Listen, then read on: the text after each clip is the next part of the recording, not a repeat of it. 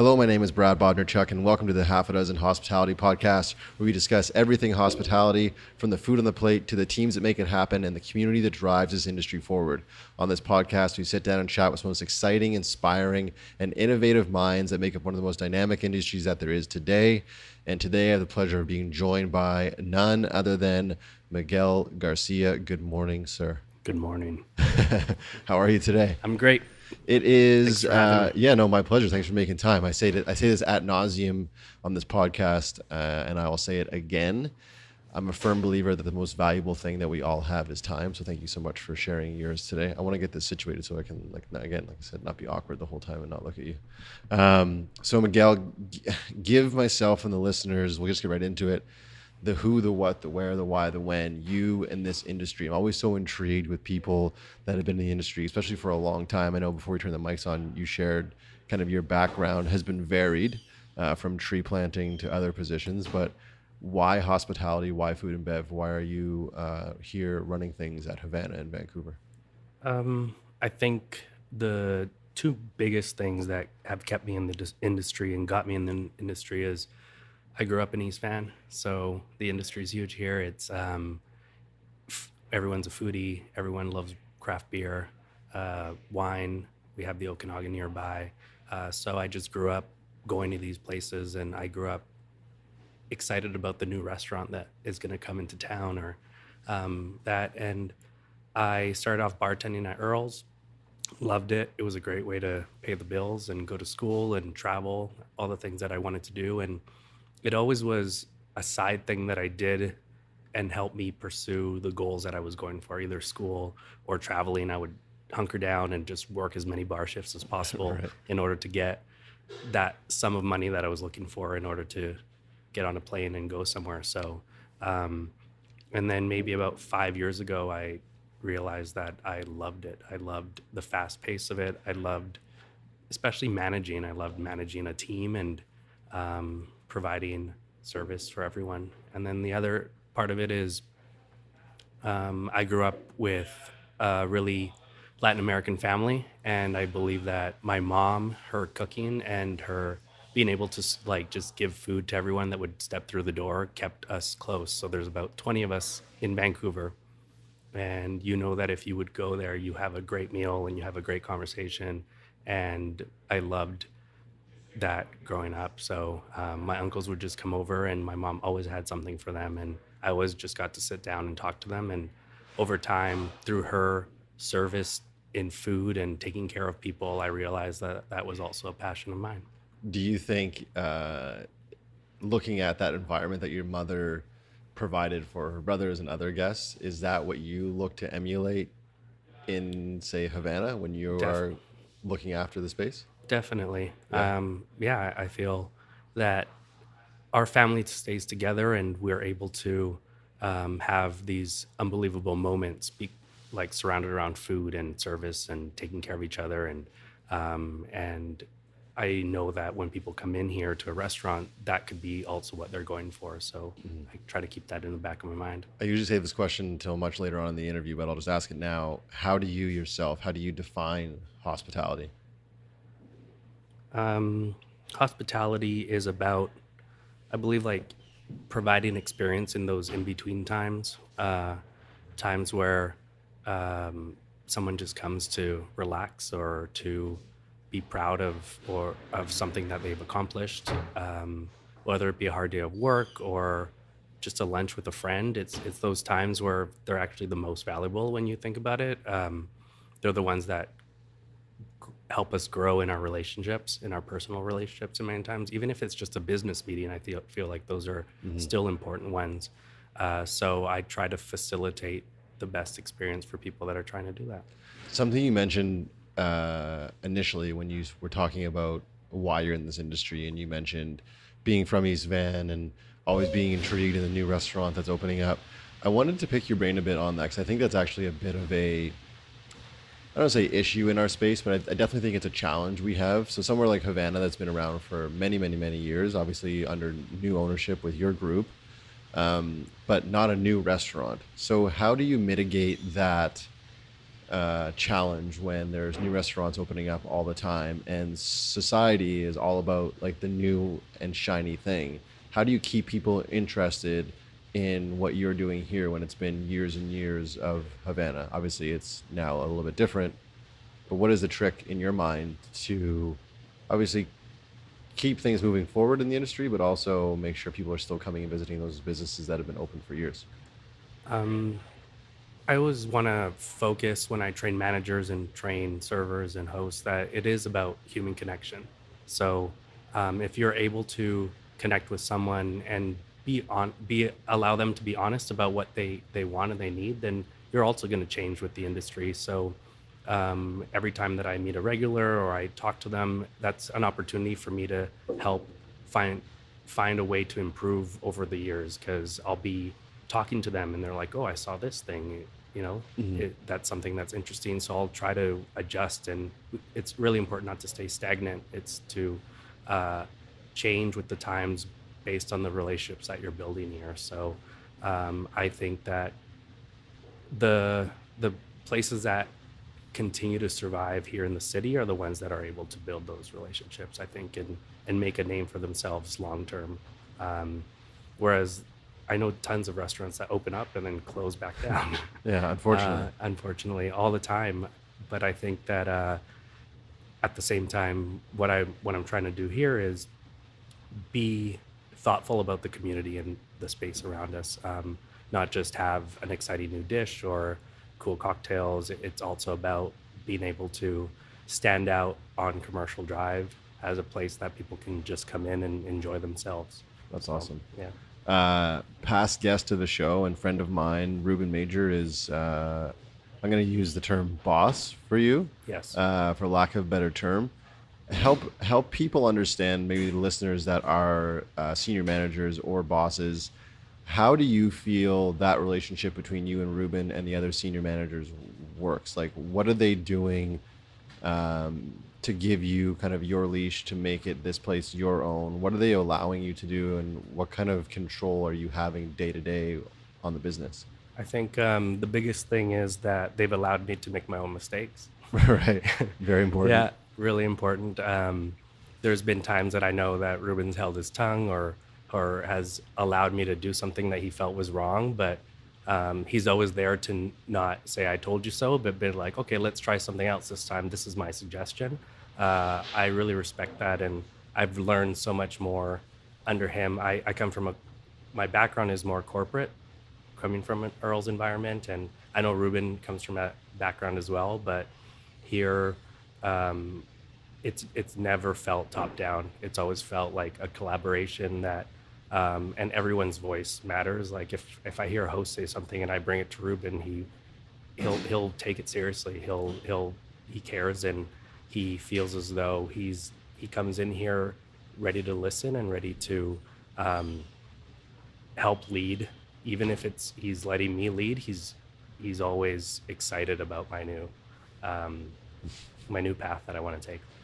Yeah. This industry, I don't always say, but a lot of times when I'm sitting down with people like yourself that have been in it for a long time and have roles that are extremely demanding now, both mentally and physically, emotionally as well, you could argue.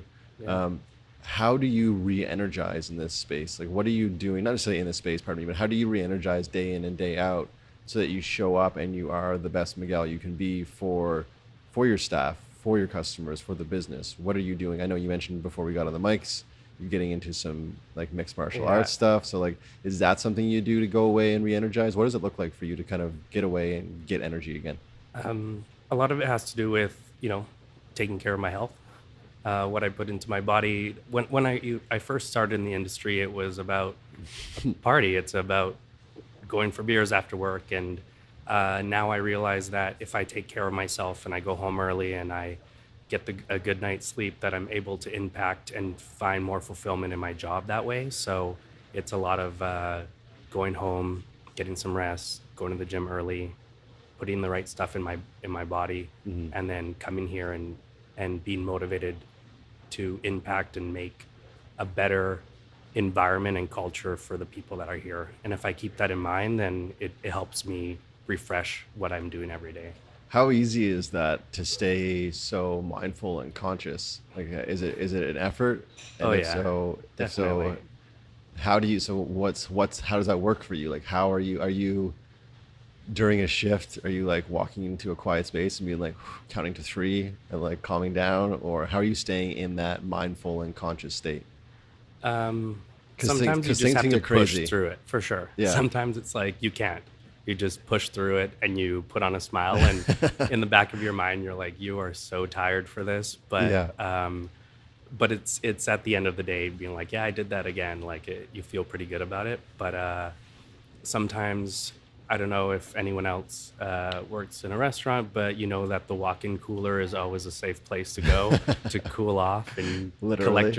Yeah. collect your thoughts. Yeah. And um, you know, yeah, sometimes I have to do that. It's going upstairs to the office and um, knowing where my limits are, and then being able to step away and either do something different and then come back to it, or but a lot of times it's just pushing through it and then realizing that it's better for everyone if the leader is pushing through it as well. Right. So Leading by example. exactly. The walk-in cooler reminds me of one of my very, very first positions in the industry. I was bartending at a pretty swanky golf course back in Nova Scotia.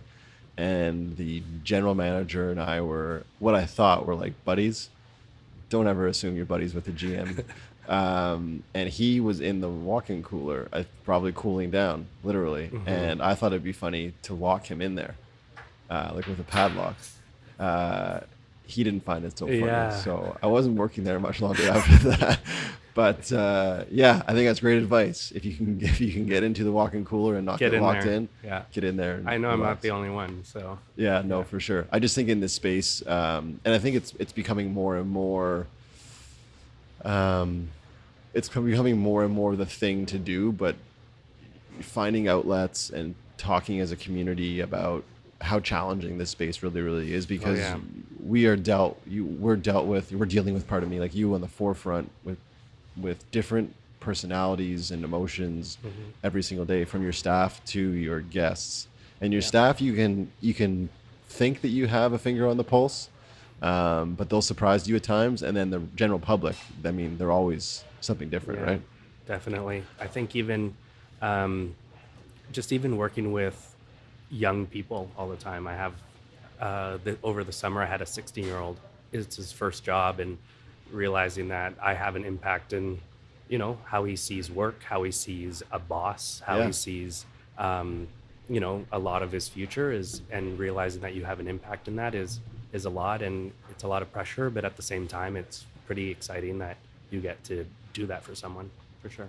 How did you dance around that one if you can share? Like how did you come to hire a 16-year-old? I'm gonna take a leap here and say he or she was working in the back of house. Nope, they were just a busser. Oh, okay, Yeah, cool. All yeah. right. Yeah. So that was really great. He just came in and he was looking for a job, and I talked to him, and he was.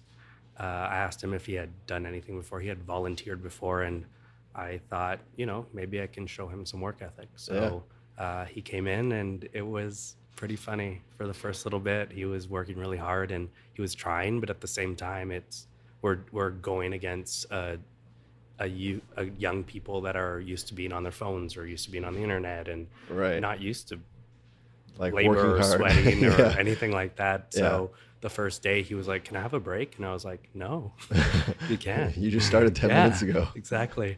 I'm like, "Let's do this." So what I would do is just like I would grab a tray with him, and me and him would go around and pick stuff up, and I'd give him little pointers on how to do it faster and make it a game in your head, and Yeah. kind of have that mentality of like, oh, how quickly can I do this, and what's the most efficient way to do this, and once stuff like that sinks in, then they kind of take off with it. Leading by example Hmm. again.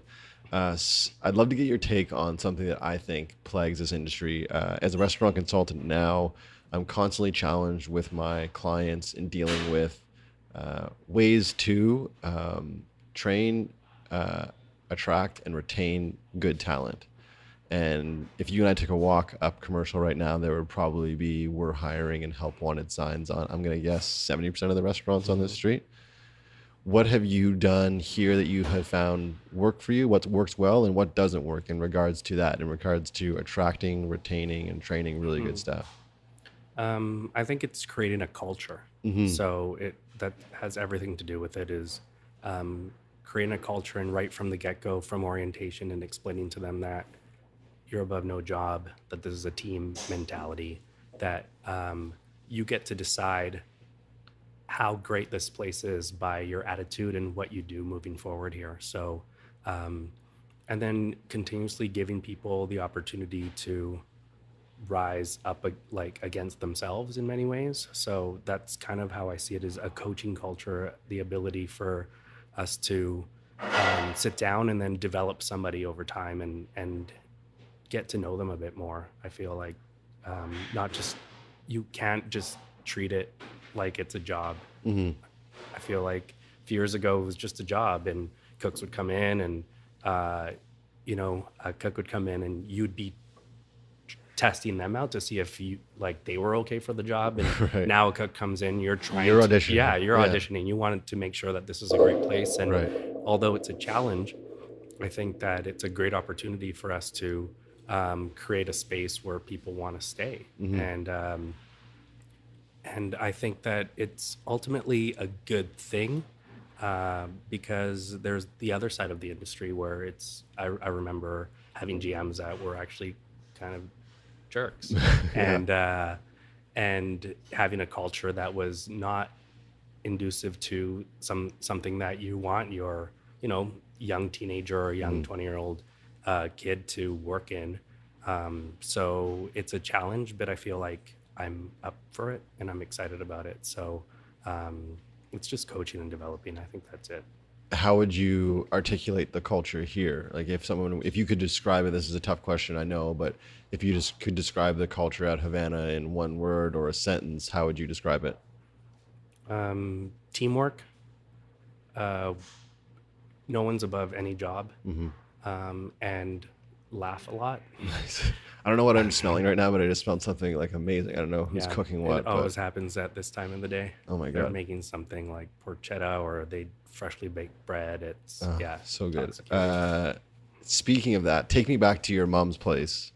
That smells really good. I don't know what that is. It smells delicious. Are you getting that right now? Yeah. Yeah, it smells I wish you guys could smell it. Come in and try the food at Havana's. Shameless plug. So take us back to your mom's kitchen. What is she making? What does she always have for your uncles that you mentioned? Like, Yeah. what is a go-to? If we were to, is your mom still with us? Yeah. Cool. If we were to walk into your mom's place this afternoon, you and I, we're going to join her for lunch. What are we having? I think that's the great thing about my mom. You wouldn't know. Like, It Okay. would be something. Like, we grew up, all of a sudden she'd have like a Latin twist on chow mein, or but I think the most typical thing, the thing that I like the most, is just going there for breakfast, and it's just your typical Latin American breakfast: scrambled eggs, avocado, tortilla, like a crumbly feta cheese with beans, and like some sort of salsa. Simple. That's so simple, but it's just my go-to when I go there as well. We also have, she can just whip things up. Moms are amazing. Yeah. You just go in there and she's like, I don't think I have anything. And you show up and she's just has Like braised oxtail all of a sudden. seven-course meal set up. She's like, oh, I just whipped this up. So I think that's the great thing, is like, she comes from like an immigrant family, and you always have something. You know what I mean? Like, if exactly. Yeah. like if You're there blessed. You're blessed no matter what you have. exactly. So Yeah. I feel like if I don't know, if there was some sort of like apocalypse or something, and only a few people survived, and you needed to go somewhere to survive a long time, I'd probably go there because Right. she's ready for it. Are we going to share her address or no? No. As you're describing your mother, I'm thinking of many, many, many other mothers that are out there and have done exactly what your mom has done and probably still does. And I just feel like that, to me, again, is hospitality. But with that comes so much of an innate, humble nature. Yeah. Like I don't feel like your mom would be doing it for a Michelin star or to be rated #1 in Vancouver magazine. And I feel like that at times is actually an issue. Again, that plagues our industry, is people are really out for themselves, even though they're all about community and they're all about supporting local, all those things.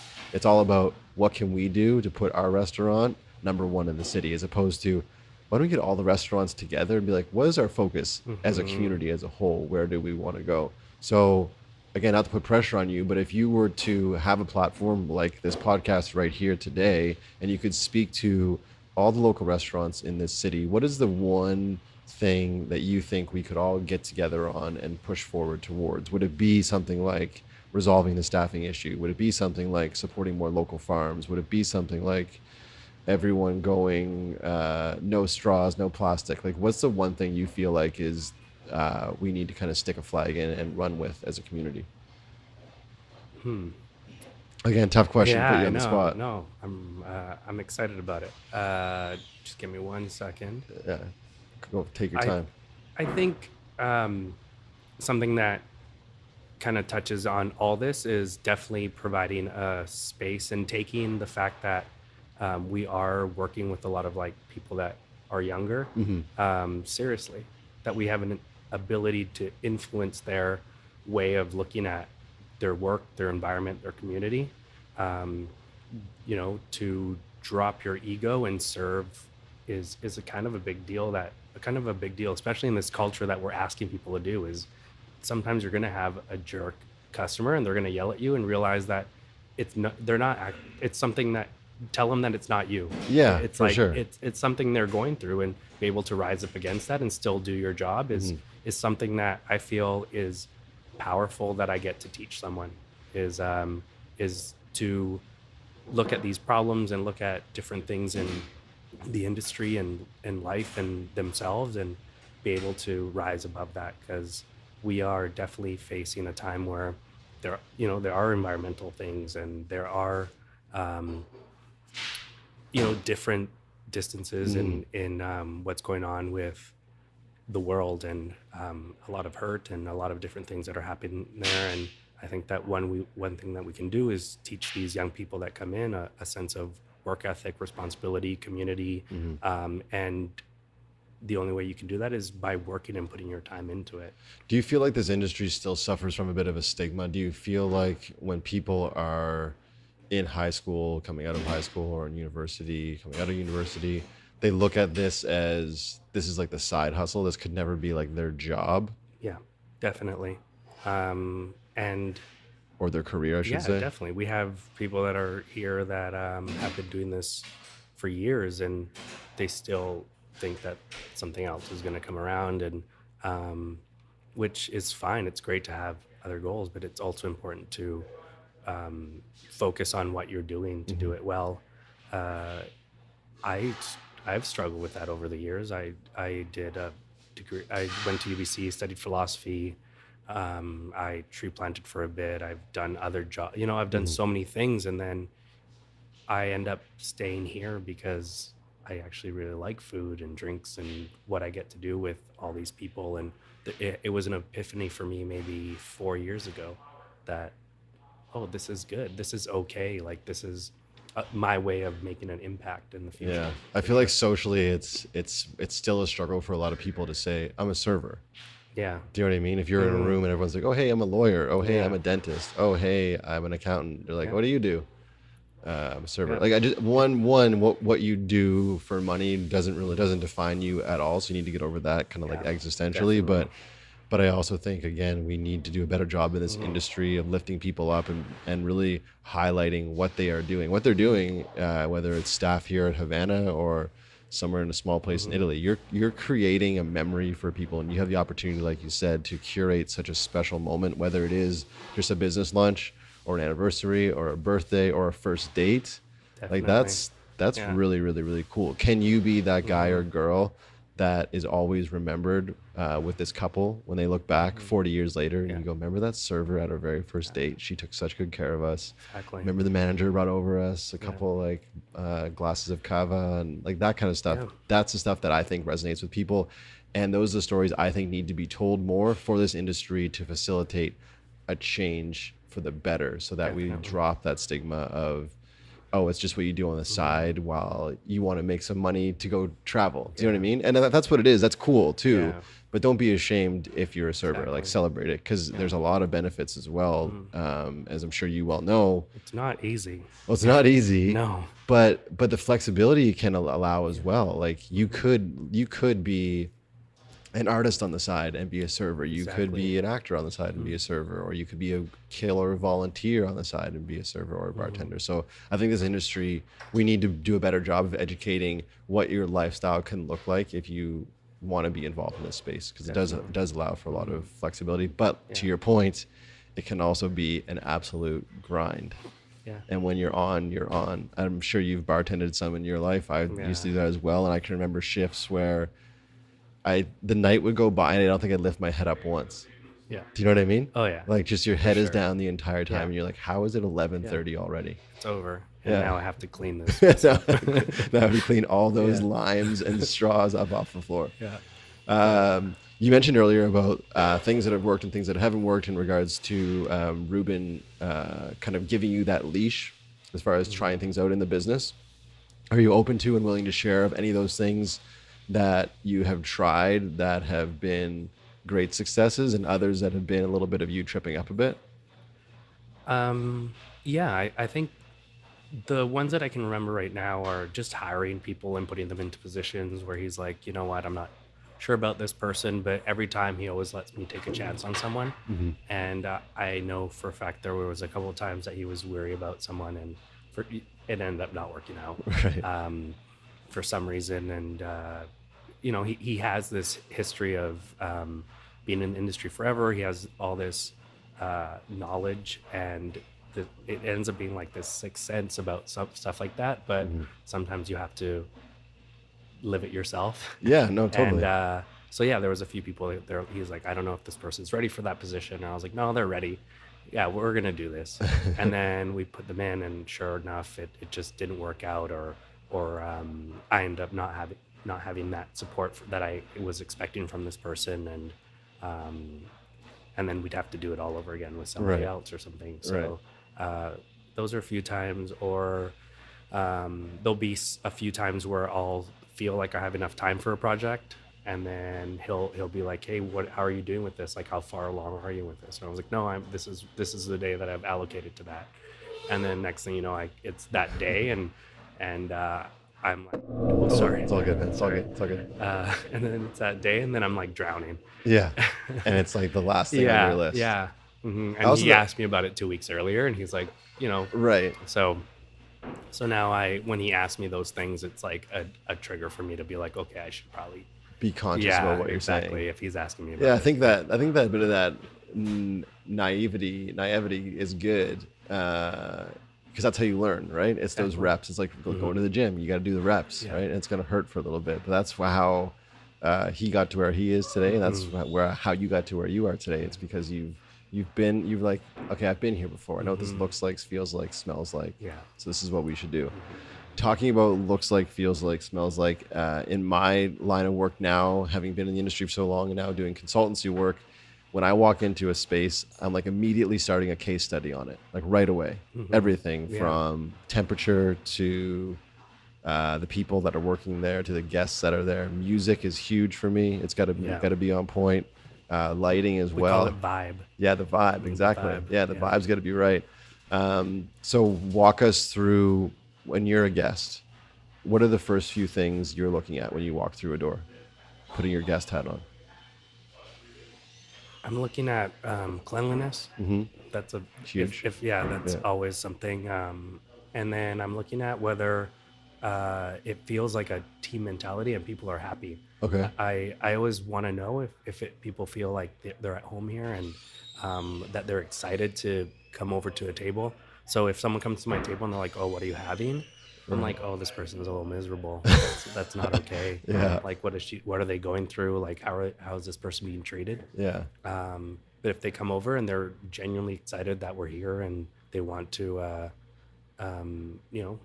engage and have that experience, that's something I'll leave thinking about it and talking about later. Yeah. I think that is so huge. And I try not to judge this is such a hard thing. I think just innately as people, but I try not to judge anyone for anything. But I feel like that first server that you kind of mentioned is like, hey, what are you having? Mm-hmm. I feel like that's becoming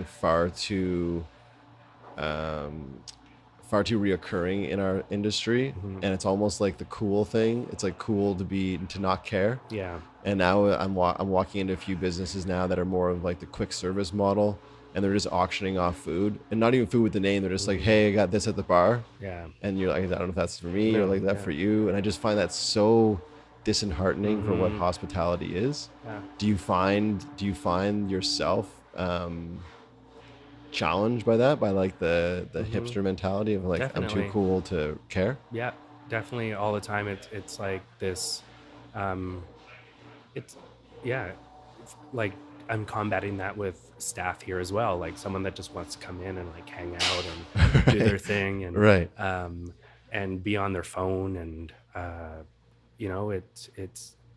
it's a challenge definitely, and it's hard to get someone to engage. But I think it has to do with how they're treated. I feel like in many ways as well, Uh-huh. and it's also I think not helpful with the tip culture that we have in Vancouver. It's like that same server, I'm gonna probably tip 20% because it's just I feel like everyone feels like they have to, Right. which I understand. In sometimes you think about, there's a cook back there, and it's not just this person, and you don't want to sacrifice everyone else for Yeah. this one person. But I think that's gonna have to be re-examined in the future. Yeah, I think For again, sure. something maybe as a community we can get together and talk about more. Let's talk about your most memorable dining experience to date that you've ever had. Where was it? When was it? Who were you with? Why does it stick in your mind? At a restaurant, Yeah, or at home. yeah. Yeah. I think it was probably one of when my niece was born. We, she came over and to my mom's place at the time, and we all just ate such good food, and we're just so excited about this new child in our lives because me and my sister, that was our first Okay. like that was my first niece, so Yeah.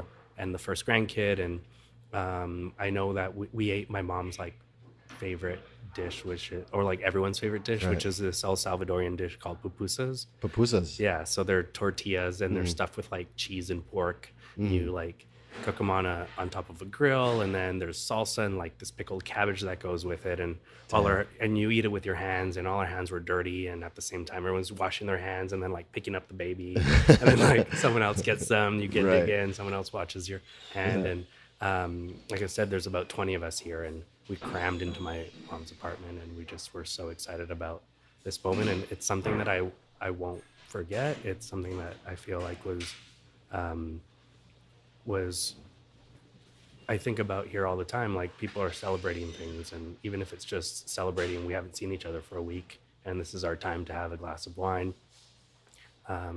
That's something that I always think about is like, oh yeah, and then just having my mom beaming, making all this food. Know what I mean? Like she was just beaming that there was this new person in her family, and Yeah. and that she's able to feed everyone here, and it was really a great moment. What are the visceral emotions you feel or you remember feeling in that moment?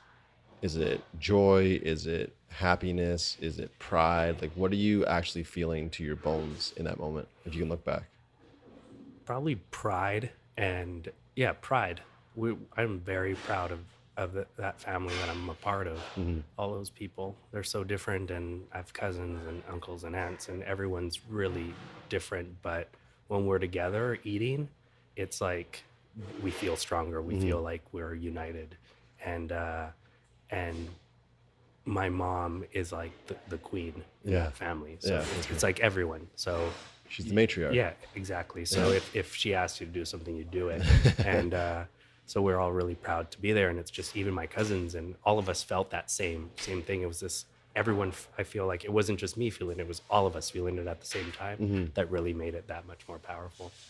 I'm a big believer that there's no, what did Einstein say? I think Einstein said there's no such thing as an original idea. meaning whether it's art or music or a dish that a chef's created, it's not original. He or she has taken inspiration from somewhere else, has heard a guitar played a certain way, and that evoked some emotions or some visions in their minds, and they created something. Do you ever sit down and consciously look at environments and experiences you've had in what I'm assuming was a very food focused culture growing up, and thought, how can I take that and pieces of it and bring it to an environment like here at Havana? Have you ever sat down and like articulated what you felt, what it like, literally, like, what does it smell like? What is it like, all those things? And do you ever think, okay, how can I bring that to this space? I haven't thought about it in that detail, but I can see how I put those things together, because when the one thing I really try to do is just make sure that everyone's having a great time and laughing a lot. Like we joke all the time. We make, just stupid jokes here. And I want to make sure that it's light, Right. because that's how it feels at like all we do is we eat and we just make fun of each other. You know what I mean? Like Yeah, we'll a pick true somebody. sign of love. Yeah, we'll Yeah. pick somebody, one of my cousins, like Harrison, and then we'll just like rag on him for a while, and then we're like, oh, and then it's my turn, and then Right. everyone's like bugging me for a bit, and I feel like those moments is how I connect the dots here, is Yeah. keeping it light and being like, all right, now it's your turn to go in there, and Yeah. there's someone at the door, can you go there, make sure you greet them, and they're approaching them in this light, happy mood. It's not uncommon for us to just joke around with customers and making sure that everyone's feeling like they're welcome, because that's how you feel like you're part of the family, is when you're able to break that. Yeah, take down the walls. Yeah, exactly. So I'm totally fine with that, and I encourage it here, and I think that it really helps us a lot. Yeah, I just think there's so much value, and I get clients of mine now to go through that practice of like, go pick that time for you when it was just perfect, whether it was in someone's house or you were in another restaurant, and what about it?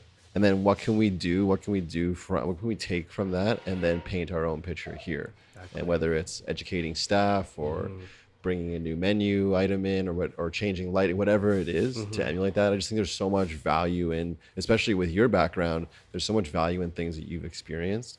And then if you're able to curate that here in this business, like that's so unique, because it's unique to you. Do you know what I mean? And then your end user, your customer will just be like, wow, that was completely different. I did not expect that. Talking about expectations, we are on Commercial Drive here in Vancouver, and Commercial Drive is extremely eclectic in regards to the people that populate it, and then all of the individual businesses as well.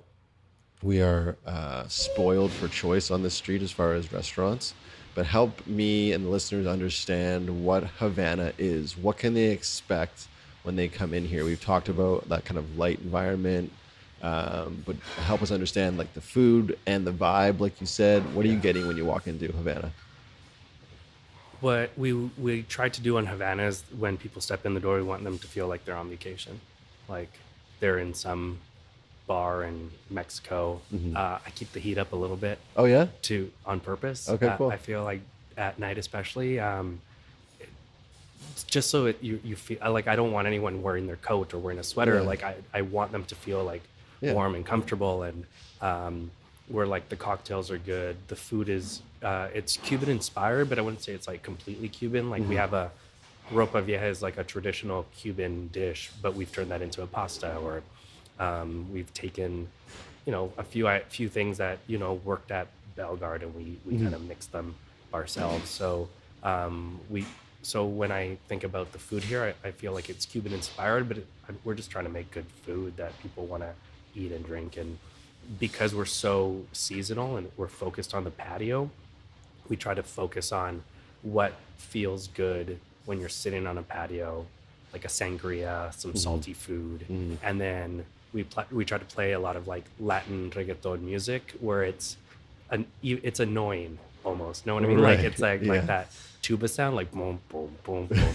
But it's all part of the vibe. Like it's all part of what we're going for. And especially during the summer, I never asked for this, but it seems like everyone tries to wear like floral, like Havana kind of like shirts. your staff? Yeah, they just Oh, all okay. ended up doing it. And It was never a dress code, Right. but I guess everyone just found it fun. So Yeah. everyone's just wearing these like fun, bright colors. Right. And so when you walk over at a table and you're wearing this fun, bright color and there's this music playing, like, How can you not have a how good can you time? not have a good time? Exactly. So Havana's been here for years now. I think it's 1996.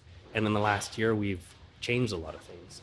And I think that people that loved how Havana used to be were a little disappointed that we changed it. You know, there's people here that would have the same chicken burger every Tuesday for 8 years, and then we took that away. So we are acutely aware of that. So I think that's why I'm trying to push like just community and customer service and taking care of it. And it's not like we're not going to put something like that on the menu again. Like we're hearing people. We just want to put that on, but do it our way and be able to provide that same like thing for whoever did it before. But I feel like we also have a right to do it how we feel like is best. And it's going to continuously evolve. Like we don't, even when Ruben and I opened it with Andrew and everyone in April, we're like, the menu that we have now, we don't expect it to be the same menu next year. We don't expect whatever we're starting with to be the same next year. We're open to change and we're open to listen to customers, and we've changed a lot of things. We the first time around we made some mistakes, and we're very open to that, and we've changed, and I feel like we're going to continuously evolve as long as we put that vibe and customer service first. I feel like we're none of us have a big enough ego to think that we can't listen to people to change that. Yeah, that's huge. The lack of ego is such a big thing in this industry, because so many times that really catches us up and can hinder us as an industry as a whole, but also as an individual business or a chef or a manager or whoever. Like the ego, a little bit of ego, pretty good. A big ego, it's not good for anybody. So exercise that outside of the space. You seem like a pretty goal-oriented guy. So let's talk goals. Let's talk 2 years out, 5 years out, 10 years out. What are you doing? So I actually recently resigned from my position here as general manager. Oh, at Havana. damn. I know. Is this like a media release? This is hot. We're going to put this live today. We should do a today. Facebook Live. My passion is leadership development and coaching leaders, and helping them see how important it is, how important their role is, and how much they can affect the people around them. So I have decided to take a step back, get a part-time job that just barely pays the bills, and then do more personal development and leadership stuff, and build content, and create a curriculum that people can use in order to be honest, just be a better boss, and to take care of the people that work with you, and through them be a successful business. I'm really passionate about the industry, especially the managers, and we've been talking about how hard it is to have balance, have structure, be able to. Burnout is huge. Or people have done this for years and feel like all of a sudden they're 45 and their whole life has been in a restaurant, like working those long hours, and I want to help as much as I can with that. So that's what I've decided is my passion. And working with Ruben, I see how much he does that, and I see how much balance he has, and I've learned so much that I feel like I'm ready to teach those things to other people. And he also has taught me, he's cultivated like this entrepreneurial spirit in me that as I'm really excited about. And when I told him, he was nothing but excited for me. And I love this place. I love Havana, and I feel like I will continuously be a part of it, and be probably one of their biggest fans, and not just here, but the whole business, the whole group. Bellegarde Kitchen and the new restaurant that they're going to open up. I'm so passionate about everyone that works here, and I want to help them, but I feel like this is my new calling or passion. Man, that's amazing. I'm glad I asked that question. I feel like if I didn't ask that question, it wouldn't have come up. No. Really? Yeah. Oh, good for you, man. Yeah, kind of like I was hiding it, but no. Well, man, thank you so much for sharing that and being so candid, but also for still coming on the show and flying the Havana flag. Yeah, I'm so proud of this place. I've worked really hard for the last little bit and so passionate about what they're doing. So, but I feel like they're going to be in good hands and they're going to be successful if they for keep sure. doing what they're doing. Yeah, definitely. So will you then be focusing on this industry in particular, or are you looking at other industries as well? This is the industry I know the most, and I have a passion to help general managers and managers in this industry the most. But you know, I'm happy to help anyone that I feel like wants to listen, and I can help. I have no, like I haven't said like no, absolutely not. Right. But my focus is people in this industry for sure. So when you say content, we're just going to geek out on this for a Yeah, bit. for sure. What do you mean content? What does that look like? Are you talking like you're going to start a YouTube channel? You're going to start doing a podcast? You're going to start Instagram pages? What does it look like? Yeah, I think down the road that's definitely what I'm gonna do. But right now, I have a bunch of stuff in my head that I need to get on paper or in a computer or whatever. Right. So it's basically things that I've done over the years that have helped me. You know, I call them tricks, but people can call them hacks of Right, how yeah. best to deal with situations and how best to lead others. So right now it's going to be something that was great that Ruben allowed me to do here as part of my job was develop a 2-day workshop. So I did that and then took a bunch of the managers in the businesses through it. It wasn't just through, it was at Postmark at the time as well, and the Vancouver and Winery in Bellegarde, and just taking leaders through different ways of developing themselves and things that they wanted to do. So the one that I did there was kind of driving their passion, like their personal passion, and connecting it to what their current job was and developing them through that, and helping them create balance as well. That's awesome.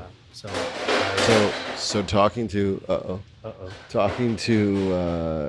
talking to our listeners right now, who there are a lot of, I'm assuming, general managers, assistant managers.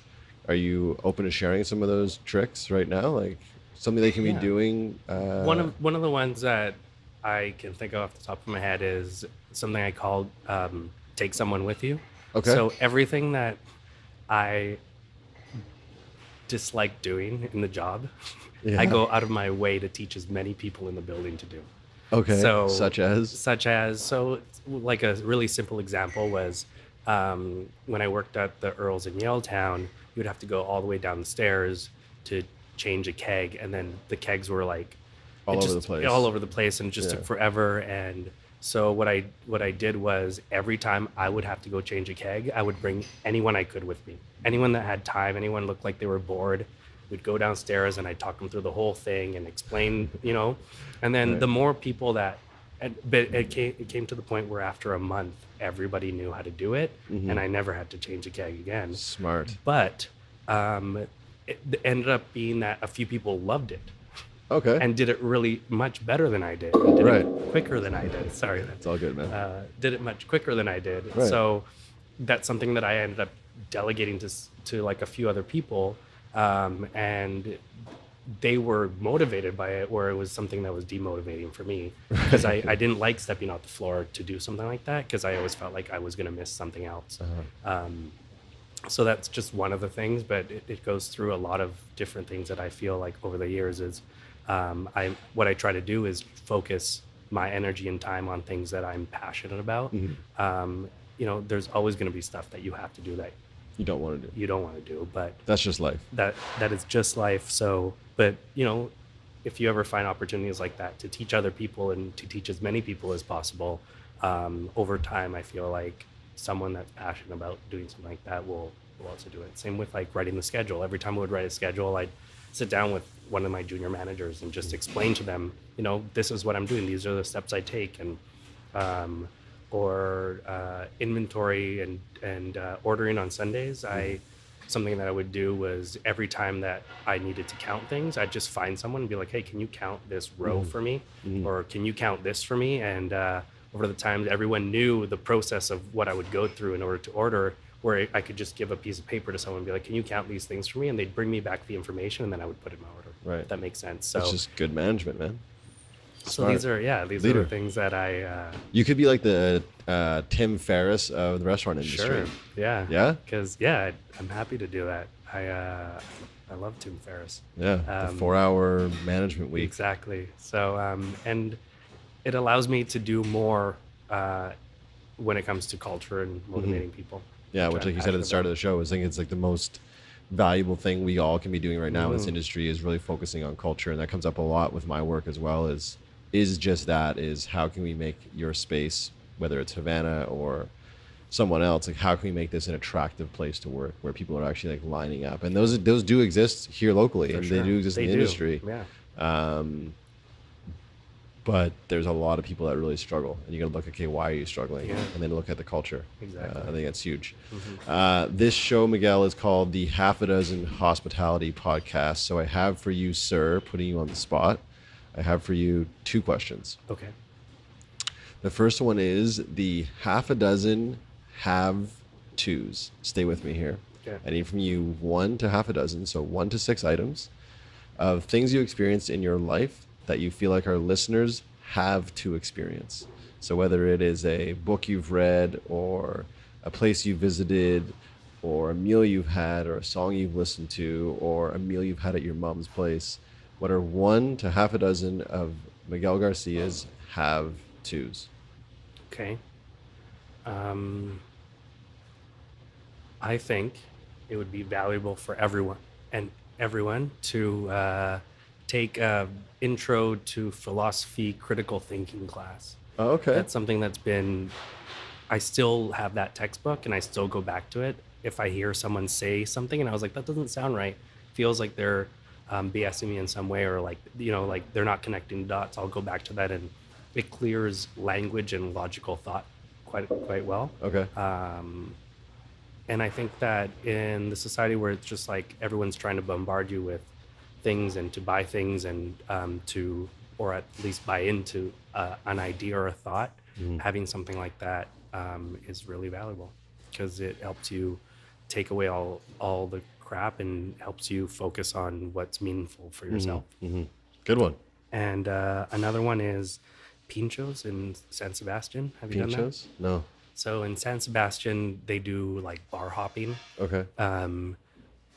And I think it's just like a thing that they do in Spain. But basically what you have to do is just go with a group of people and you try to go to as many as the bars as possible. And as long as you're drinking, they bring you over food. And just go around, order cava, order wine, have a beer, and they'll keep giving you these like fresh seafood items or like really nice cakes. And right. As long as you're still buying booze, they'll bring that to you. I went a few years ago, so I don't know if it's still something that does it. I don't know how they stay in business and just give you that free food, but it was one of the best experiences we've had with my friends. Yeah. That sounds awesome. It was amazing. And I had like one of the best pieces of steak at that time, really great cava, wine. And have you been to Como? No. Up on Main Street, Como Taperia? No, I've heard about it. I'll have to go. Yeah, you gotta check it out, man. I gotta check it out.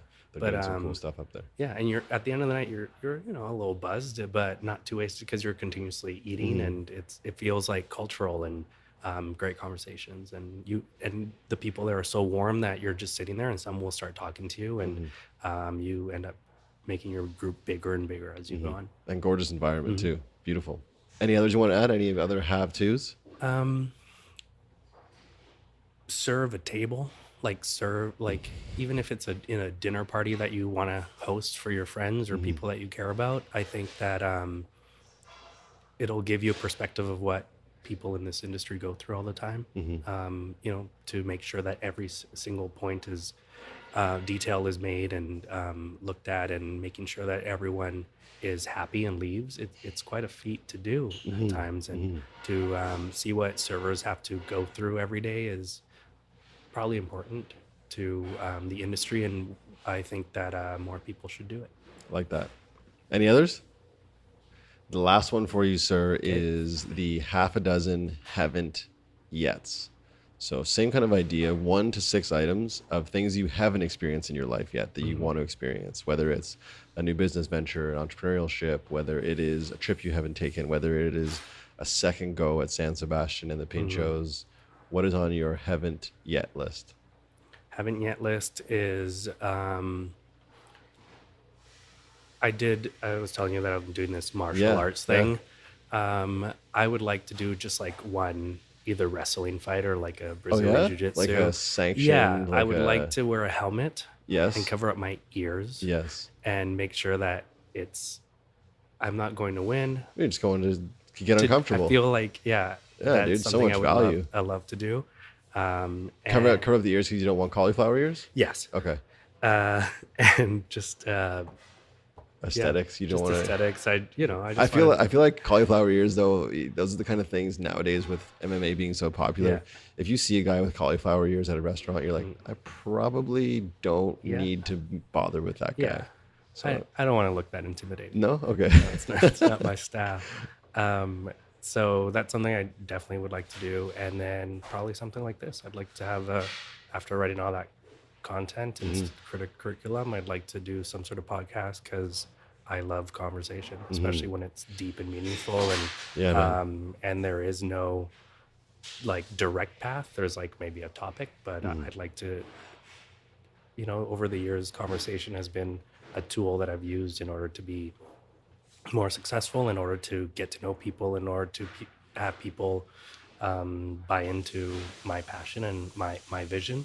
So I'd like to do that. Yeah, and buy into your brand of who you are, right? That's Exactly. huge. And having the ability to make people feel comfortable, especially when you're in a conversation, is so valuable. But conversation, just like food, goes hand in hand. They go hand in hand together, and they go back well before you and I were here, well before our parents were here. Like, conversation is so imperative to us as a society. And even if you are an introvert, go get in a deep conversation. There's so much value there. Definitely. It'd be like being in a wrestling competition. Like, get uncomfortable, get twisted up, and see how you do. But you learn so much about people, and I find this podcast has been just that for me.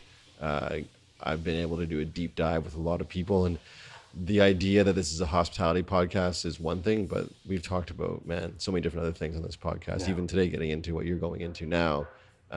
That's what's cool about this, is that it's always changing. And like you were saying earlier, with this business here in particular, like, it's always evolving. And I think that's something we need to be fully aware of as a society, is that as people and as a society and as a world, we are always evolving. So you're either with us or you're against us. And I'm going to share a quote quickly that I love, and it kind of speaks to that. And it's Ralph Waldo Emerson, and he says, "People wish to be settled, but only so much as they are unsettled is there any hope for them." And let that one sink in and find that discomfort. Speaking of discomfort, developing this new business that you're getting into, have you given it, does it have a name yet? Is there do you have an idea? Can you share with us and the listeners? I have a few thoughts right now. I made myself an email. Okay, that's a big start. Lead with Miguel at gmail.com. So feel free to email me if this is something that interests you, or if you just want to connect. I'm happy to do that. And then I come from a philosophy background, and the philosophy that I like the most is existentialism, which is the idea that you create your existence as opposed to it's dictated for you. Yeah. So I like the idea of it being called an examined existence. Okay. So I'm working on developing iterations of that nice, sound good and maybe are easier to say. We should definitely chat again, because I think it's awesome what you're about to dive into. I think it'd be super valuable to the listeners as well. But also personally, like, I didn't realize you were into existentialism. That's really cool. I just started getting into quantum physics, and I failed physics in high school, but I'm getting into quantum physics now, and understanding that, it's just like my mind's been blown by just the different ways of looking at things. And I'm a firm believer, man, like, whatever you want, and I'm saying not just you, but everyone listening, like, whatever you want, you truly can have. Yes. But you need to believe it, and you need to be willing to work your, pardon my language, balls off for it. It doesn't just happen. You can't just think about a red Ferrari and it'll show up. But you know what? Look at a picture of a red Ferrari every single day for a couple months or a year, and guess what's going to happen. I don't know if you're down with that as well. You believe that? No, definitely. I think at the very least, we sell ourselves shorter than Oh God, yeah. what we're Yeah. capable of. So, although I am genuinely scared Yeah. and feel like I have a bunch of ideas and unsure of the path that's ahead of me, it feels right, and I'm very, very excited about it. Well, kudos to you for being brave enough to even say that today, because it wasn't anything you had to share, but I appreciate it, and I'm sure listeners do as well. And there's probably a bunch of people listening that are inspired by you going out and doing something different when you could just stay here and it's cool and it's easy and you know it, easy-ish. Yeah. But again, get unsettled. That's so cool. So I want to say congratulations. Thank you. Obviously, I'm sure Havana and the group here are sad to be losing you, but I really do look forward to seeing where you go with this, and I would love to have you on again to talk more about it when things are up and running and you're more comfortable with the vision and kind of where it's at. But I know you've inspired me with some of the things you've shared, and I guarantee you inspired some of the listeners. So thank you so much for sharing your time today. I really appreciate it. Thanks, So if Brad. people want to keep in touch with you as you go through this process, the best way to do it is Lead with Miguel at lead with gmail.com. Miguel. So LEADMIGUEL@gmail.com. Yeah. Easy. Anything else you want to share before we sign off? No, I just appreciate you having me on, and it's been fun. Yeah.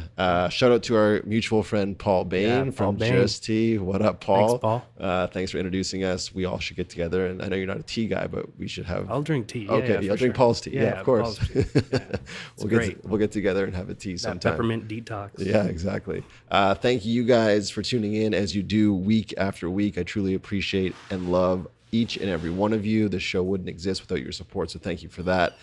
Until next time, guys, be good and do good. That's it, dude. We did it. Well done. Thanks.